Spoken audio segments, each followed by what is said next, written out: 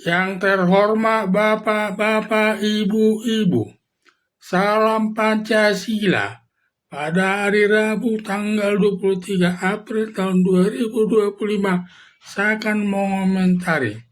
Ada 3 petunjuk matahari kembar dalam pemerintahan Prabowo Subianto. Ketika mantan Presiden Joko Widodo berjasa memenangkan Prabowo Subianto sebagai presiden dan wakilnya Gibran Rakabuming. Selanjutnya, pada tanggal 20 Oktober tahun 2024 melakukan serah terima jabatan presiden dari Presiden Joko Widodo kepada Presiden Prabowo Subianto yang disaksikan Majelis Permusyawaratan Rakyat bertempat di Gedung MPR Senayan, Jakarta Pusat. Setelah beberapa bulan melaksanakan tugasnya, lalu Presiden Prabowo Subianto sepertinya ada matahari kembar di pemerintahan Presiden Prabowo Subianto yang pernah berjasa kepada Presiden Prabowo Subianto sebagai saingannya dalam pemerintahan yang dinilai kinerja lebih baik adalah mantan Presiden Joko Widodo. Walaupun sudah purna tugas, masih besar pengaruhnya kepada aparat negara berupa memberi pendapat dan menyelesaikan masalah. Sedangkan Presiden Prabowo Subianto, setiap kebijakan yang diambilnya banyak kritikan dari masyarakat yang dapat dilihat dari 3 petunjuk antara lain. 1. Petunjuk pertama, kunjungan kerja ke luar negeri. Ketika Presiden Prabowo Subianto melakukan kunjungan kerja ke luar negeri di awal bulan Ramadan, ada dugaan kunjungan kerja ke daerah Arab terkait masalah warga Gaza akan direlokasi 1.000 orang ke Indonesia.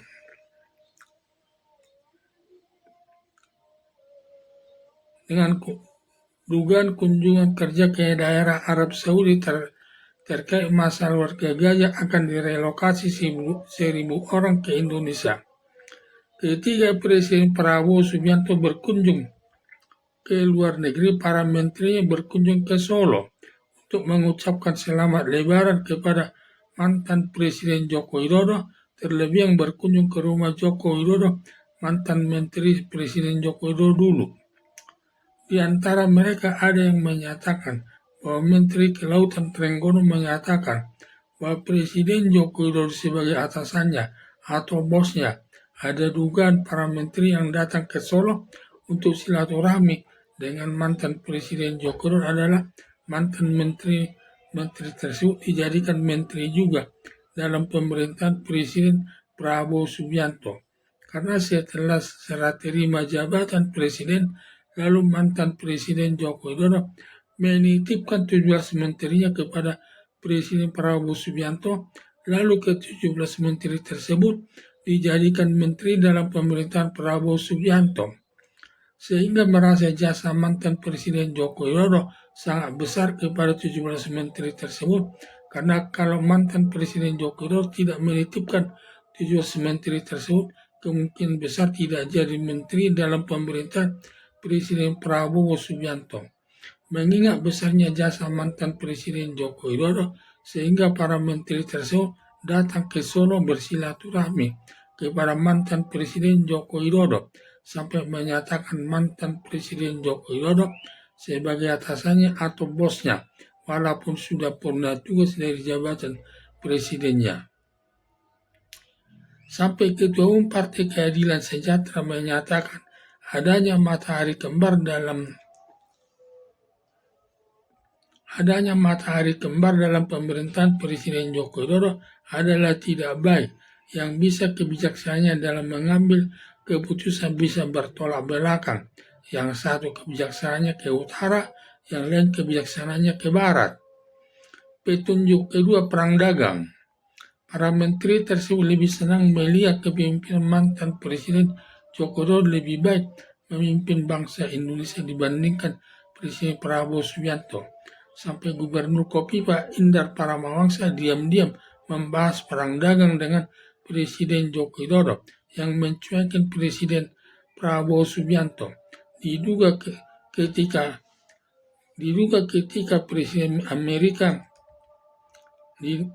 Serikat Donald Trump mengenakan pajak 32% ke Indonesia.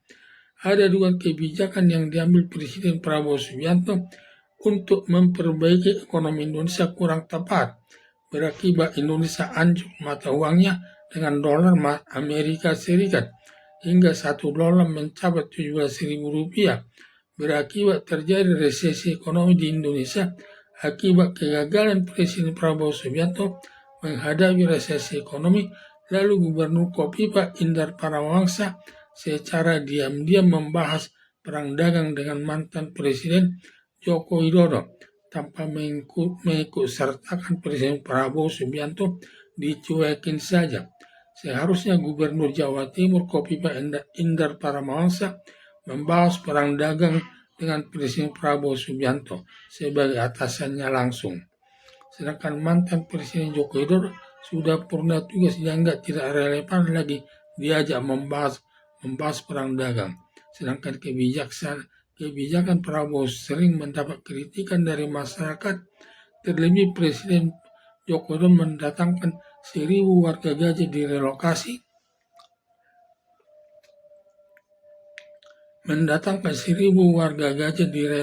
Di Indonesia dengan alasan kemanusiaan yang banyak sakit berat akibat korban perang Israel dengan kelompok Hamas. Sampai Wakil Ketua Majelis Ulama Indonesia Anwar Abbas mengkritik kebijaksanaan Presiden Prabowo Subianto merelokasi 1.000 orang warga Gaza ke Indonesia. Kalau karena sakit parah akibat perang, lebih tepat Indonesia dengan beberapa negara Arab dan dunia internasional membangun rumah sakit di jalur Gaza sehingga tidak perlu direlokasi ke Indonesia dan berobat di rumah sakit yang dibangun tersebut.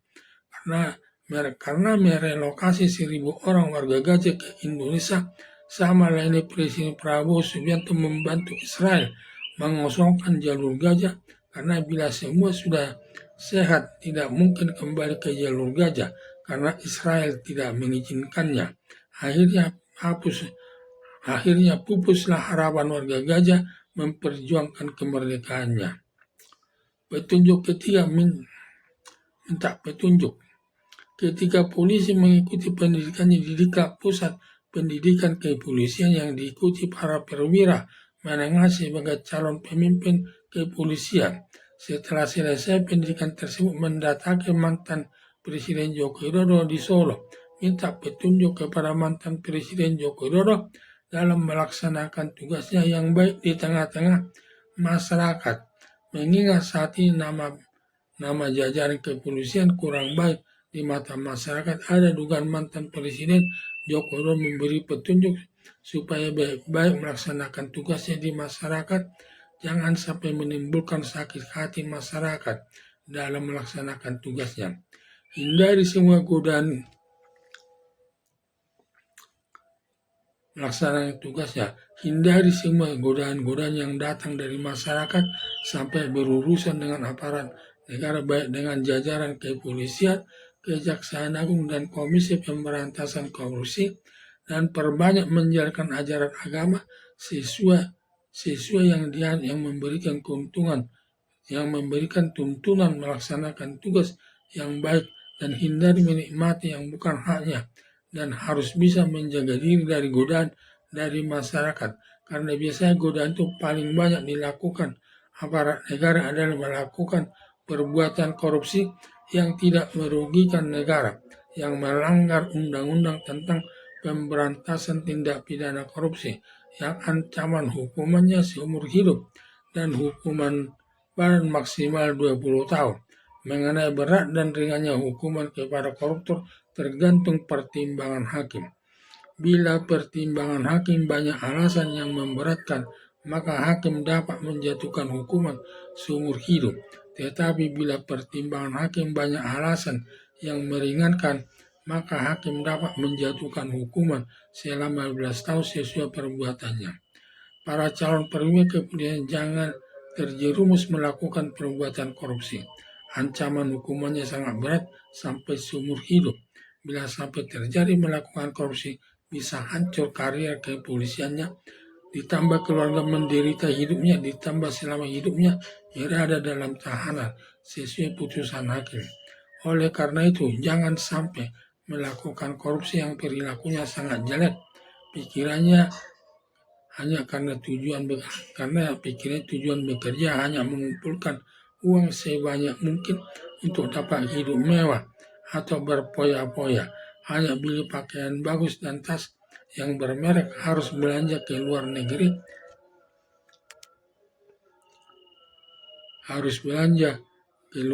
Singapura, Amerika Serikat, Prancis, Inggris, dan Milan, Italia, sekaligus rekreasi melihat pemandangan yang indah di negeri orang dan menginap di hotel mewah.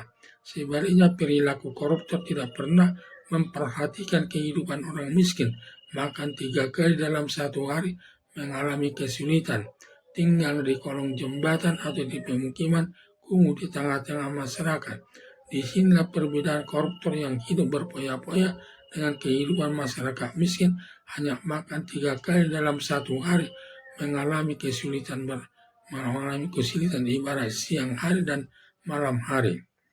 Harapan saya, adanya tanda-tanda matahari kembar dalam pemerintahan Presiden Prabowo Subianto sangat tidak baik dalam mengambil keputusan untuk kepentingan masyarakat.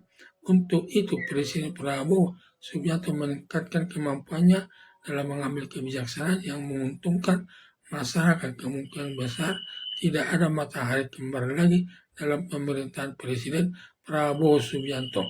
Sekian dan terima kasih.